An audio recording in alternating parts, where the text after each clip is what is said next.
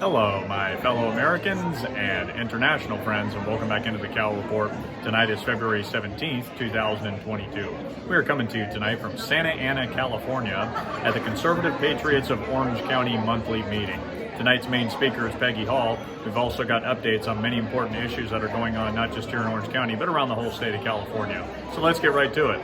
Enjoy. Welcome, Patriots, to the February meeting, and this is only the second official general meeting of the Conservative Patriots of Orange County. We are so glad that you are all here. We are so excited about our meeting today. My name is Deborah Pauly. It depends on how you look at things. You either consider me the president of the newest powerhouse conservative organization in Orange County, or you consider me the chief troublemaker in Orange County.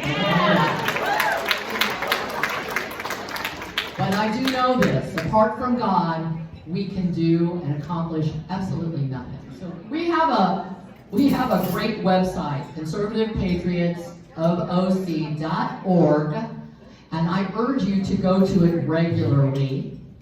On that we have Pauly's Perspective, which I have written for years, but it's the president's blog.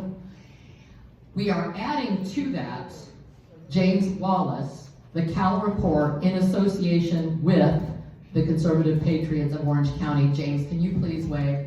This is a brilliant young man. I've been watching his with James. Yeah, give him a round of applause. First of all, to be under 30 and still have his head screwed on straight, that's pretty amazing right there. But I've been watching him put out these amazing videos, and not enough people are seeing them. So we will have them on our website. I will also put them on our Facebook page, and I will distribute them when I think they're particularly good. That is in addition to our website. And we have a number of their workers, and I gave out thousands of petitions. So I encourage you to, I know most of you have already signed it, but I would encourage you to come get a petition or 2 or 3 so that your neighbors and your friends and your church members can be asked to sign it as well. We'd like to get 6 people signed for every one of you that are here. That would really help us get over the mark. So it's a tough battle, but we're doing good. And we feel confident we're going to make it. And we'll do it with your help and with God's blessing. Thank you very much. I've been involved in 2 referendums that were just local orange. This is statewide, so all your friends in Northern California, everywhere you know, we've got outreach everywhere. So I just ask you to look at doing the part that you said you do, and if you do that, we will be successful. And so I call this, we're playing poker, we're holding it close to the vest, and I have petitions that I haven't turned in, and I know I have petitions out that people have. So there wouldn't be a true count, if you will, even if they wanted to tell us what it is. So it's 1.5 million, as Bob said. We need those kind of signatures to get on the ballot. You lose about 20% of signatures because they're duplicate or erroneous, or somebody signed for somebody and it didn't fly, and that. So just do your best, because we are going to win on our neighborhood voices, and that is to put local control back to our local agencies for housing and hold that high density. You don't want your neighborhoods destroyed. Thank you. Great update. So when you go to the Howard Jarvis Taxpayers Association website at hjta.org, you'll see a red flashing light at the top that says Repeal the Death Tax. Click that, takes you to the website for the proposition. Click Get the Petition and sign up. The Sacramento office and the LA office are mailing these out by the hundreds every day to people who want to circulate this petition. I have it here today, and when you sign up, you can also pick them up in person at one of our locations if that's convenient. You'll get the flyers, the palm cards, which you can give out to people when you're collecting signatures. Makes it really easy. It even helps you register people to vote, which is very handy. We have door hangers. We have people up and down the state walking their neighborhood with door hangers. A lot of people don't want to talk to their neighbors. I understand. You don't even have to knock. You just put this on the doorknob. Good idea. Keep moving. If you sign this petition and we get 1 million signatures by the middle of April, this will be on the November ballot.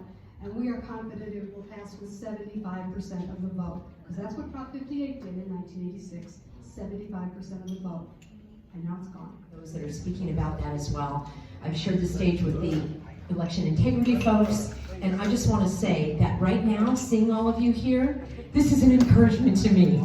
How many of you felt kind of alone 2 years ago?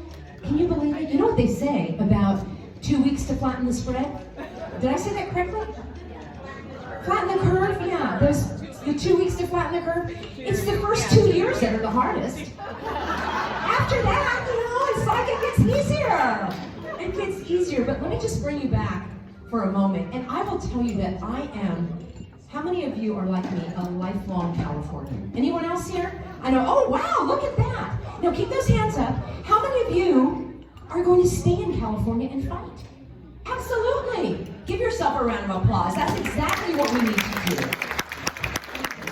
There is no test that tests for COVID. It actually doesn't. And she said, well, the doctor, she told me this, the doctors are getting paid to put the cause of death as COVID. And she said it matter of fact, well, of course they're gonna do it. Otherwise they don't get their money. And I'm like, wow, how I wish I had recorded that conversation. But I didn't need to record it, because shortly thereafter, the actual state director of health came on television and had a news conference. And they asked her, and they said, what about these COVID-related deaths when it's on the death certificate?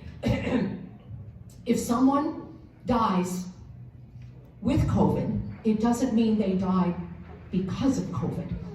And it's written on their death certificate that they died of COVID, even if they were in hospice for cancer.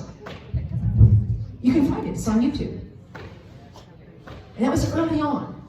So already it's like this was affirming all of my doubts, because first of all, why would I believe the government? Doesn't even make sense to me. Doesn't make sense to me at all. So along this time, now we're about a month in, and I'm reading these laws, and I'm like, I'm going to check the law for the state of emergency in California. What in the world? How in the world? Where in the world can there be authority for one person called the governor to tell you to stay home? And to tell you to close your business, and to say that you are not essential?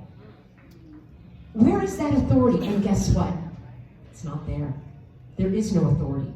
There is a law, and it's called the California Emergency Services Act, and it was created in the 1970s, and it's been updated over the years, and it clearly states that the governor has the authority to call a state of emergency when there is a grave danger to the people or the property of the state of California that exceeds the ability of the personnel or the resources to handle. And it can only be called if there's a fire, a flood, a natural disaster like an earthquake, a man-made disaster like some of the fires. And when I mean man-made, I mean, well, that's a hot topic for another day as well. I don't know if you'll ever invite me back. I'm quite controversial. But a lot of these things we know don't pass the smell test. And then there can be an emergency called in the case of an infectious disease. Now, it gets a little muddy there. Even that law has an expiration date, which is 60 days. If the governor controls the food, which he did by closing certain stores and restaurants, if I were arguing this case in court, I would say, there's my evidence. The governor is controlling the movement of food by closing certain restaurants, the mom and pop places, and certain grocery stores and so forth. Like, I was a little bit out of shape that they closed TJ Maxx. They sell food, it's essential, right?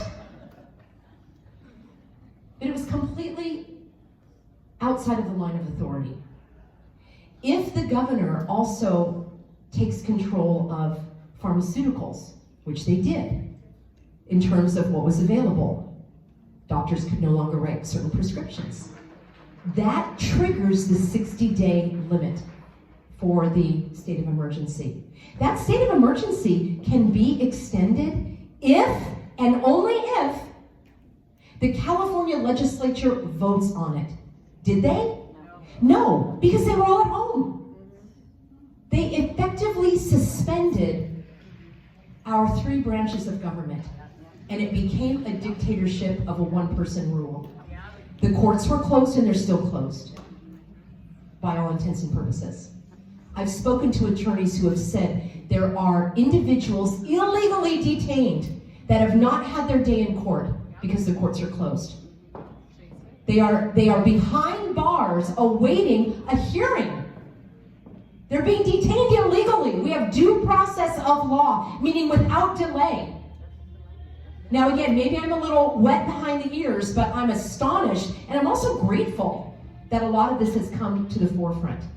So the courts and the judicial system have been hampered and hindered. And the legislative branch, basically, they were all on vacation, and that's probably a good thing for California, fewer laws being made. But getting back to the full circle. So, even if people were dropping dead left and right, even if these hospitals that they told us were overflowing were indeed overflowing, it does not give authority to anyone to remove your rights. Your rights are not given to you by the government. Your rights are given to you by God. You are born with God-given rights. I hope that you will join me every day. I do 2 videos a day, 11 a.m., 4 p.m.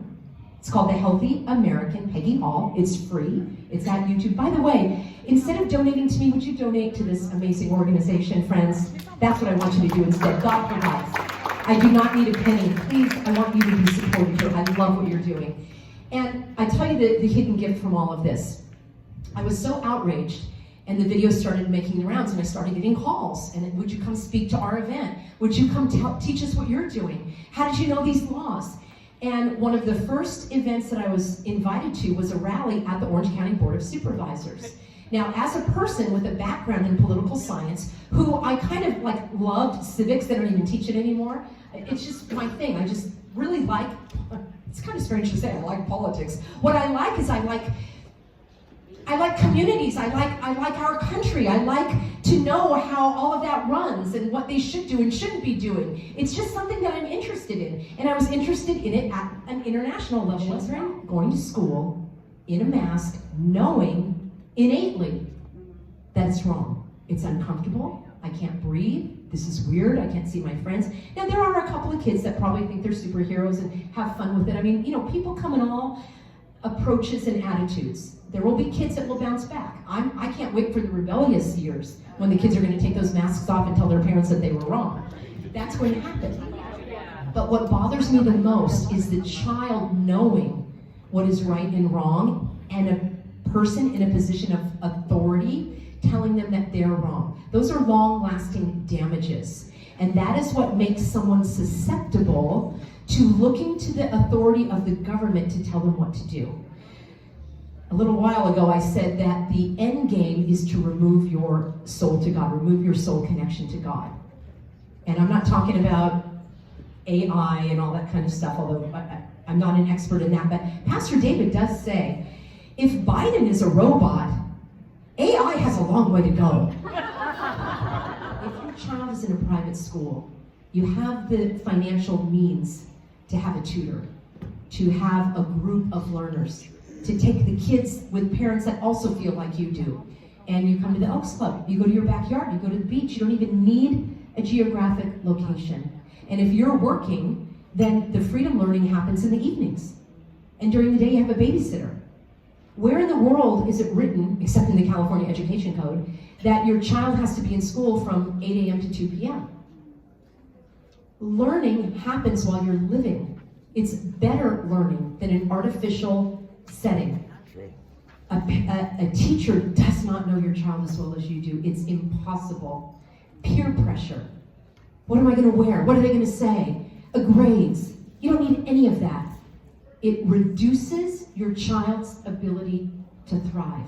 And I can tell that you're a concerned parent bringing these questions. Hope you enjoyed this edition of the Cal Report. Be sure to hit that like button, leave a comment, or please subscribe to the channel. Always appreciate it, guys. That's what's going on in California. God bless, take care, and we'll see you all next time.